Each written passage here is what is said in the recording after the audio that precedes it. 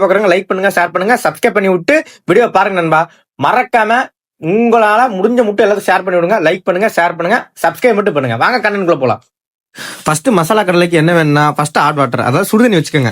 சுடுதண்ணி வச்சு கொஞ்சம் போட்டு அதை வந்து 40% குக் பண்ணிடுங்க. ஏன்னா உங்களுக்கு வந்து அது குக் ஆயிடுச்சுன்னா உங்களுக்கு வந்து நீங்க ஃப்ரை பண்றப்ப வந்து உங்களுக்கு வந்து கொஞ்சம் வந்து சாஃப்ட்னஸா கிடைக்கும். நம்ம கடையில பண்ற மாதிரி பண்றோம்னா டைரக்டா வந்து உங்களுக்கு வந்து பீனட்ஸ் பாக்கெட்ல இருக்கிறது அப்படியே போட்டு அவங்க இது பண்ணிடுவாங்க. ரோஸ்டட் பீனட்ஸ், அதாவது ஆல்ரெடி வந்து உங்களுக்கு வந்து மண்ணில் போட்டு பொரிச்ச இதே வந்து கடலக்காயை வந்து நீங்க வந்து டைரக்டா வந்து அவங்க போட்டு ஃப்ரை பண்ணுவாங்க.